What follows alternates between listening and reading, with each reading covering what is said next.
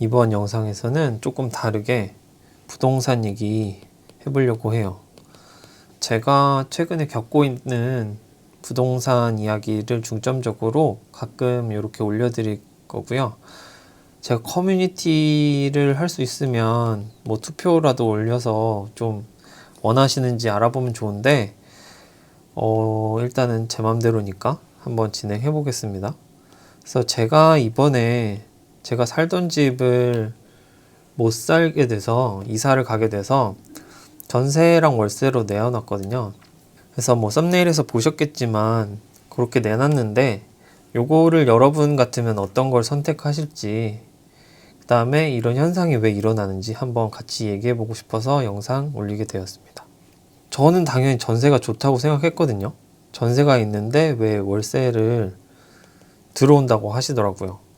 지금 보면 전세 3억 5천만 원, 그리고 월세 75만 원에 보증금 1억 5천, 그리고 기존 대출이 제가 아직 1억이 남아 있어서 요것도 갚지 않는 조건이에요. 요거일 때는 빚은 갚는 거고 빚은 없는 상태고, 이렇게 생각하면 여러분은 어떤 거 고르실 것 같으신가요?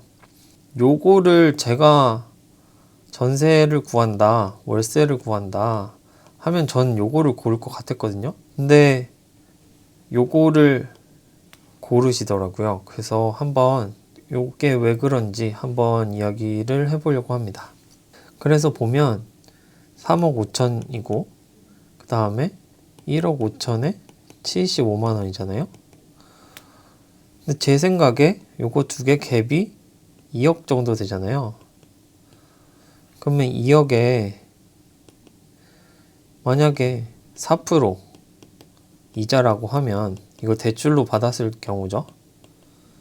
얼마 정도 나오는지 계산을 해보면 이자가 66만 원 정도? 이렇게 나와요. 그럼 4% 이자가 훨씬 좋은 거잖아요. 요즘 대출 이자가 4% 되나요? 안 된다고 저는 생각을 했었거든요. 저는 한 3%대에서 4%대 정도가 요즘 이자인 줄 알았는데 아닌 것 같더라고요. 그리고 그러면 지금 75만 원이니까 지금 훨씬 요거보다 10만 원 정도 오버되는 거잖아요. 월 소요 금액이. 요 2억을 더 대출 받은 거에 대해서 10만 원이 더 드는데 월세를 고르신 것도 조금 신기했고, 다음에 요거를 75만 원으로 생각을 했더니 한 4.5% 이자에 대한 대출이더라고요.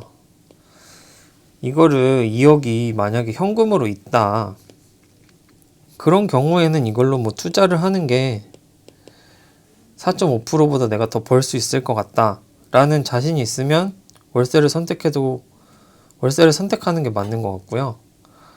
아니다, 이거를 빌리는 건데 이것도 내면서 투자까지 하겠다, 요런 생각까지는 저는 잘 못할 것 같긴 하더라고요. 그래서 요런 부분이 조금 궁금은 했습니다.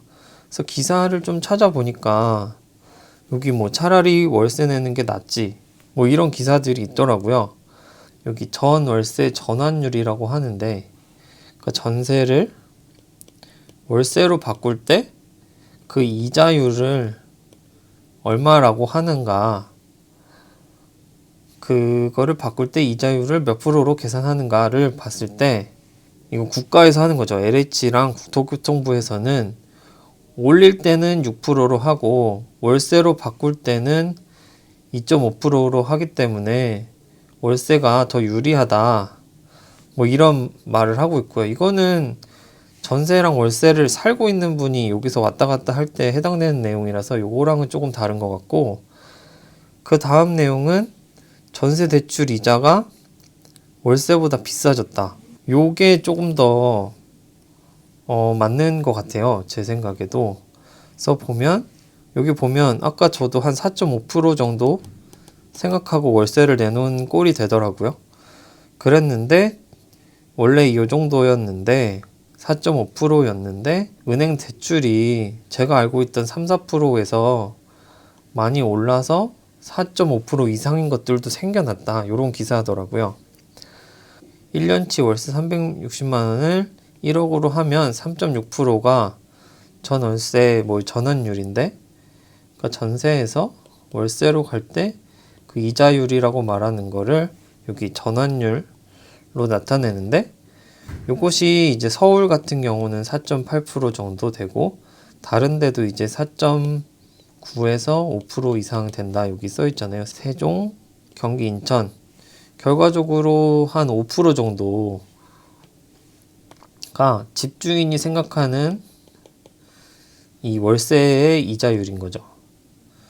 근데 시중금리도 이에 못지않게 올랐기 때문에, 시중금리도 이만큼 올랐기 때문에 전세를 안 하고 월세를 선호하는 현상이 일어나는 것 같다라는 기사입니다.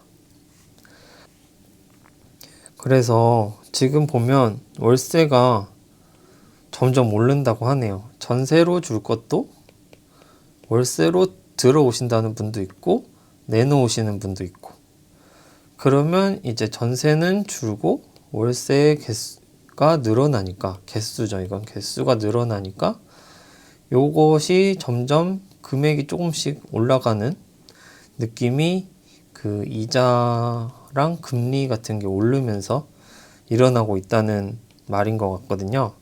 월세가 올라서 힘들다, 요런 내용입니다. 저도 지금 집을 내주고는 월세를 살고 있긴 한데, 요게 점점 더 힘들어지지 않을까 요런 생각을 하고 있어요. 요즘에 나오는 얘기들, 집값 하락한다, 노원, 도봉구, 강북구 집값이 막 떨어진다, 아니 경기, 인천도 떨어진다, 세종, 여기는 옛날부터 나왔죠. 얘네도 떨어진다고 하고 있잖아요. 집값이 떨어지면 사람들은 빌려 살려고 하겠죠. 그 빌려 사는 게 전세랑 월세잖아요. 빌려 사는 사람이 점점 더 많아지면 전세랑 월세도 점점점 선호도가 올라가겠죠. 근데 이게 개수가 한정적일 수 있잖아요. 그러면 이게 다시 값이 조금씩이라도 올라가지 않을까, 이런 걱정이 좀 들어서 집을 어떻게 해야 되나 이런 고민을 하고 있으니까요. 그런 부분에 대한 고민도 저랑 같이 해보고 싶으시면 한번 카페라든지 이런 데 놀러 오시거나 댓글에 남겨주시면 같이 고민해보는 시간을 가질 수 있을 것 같아요.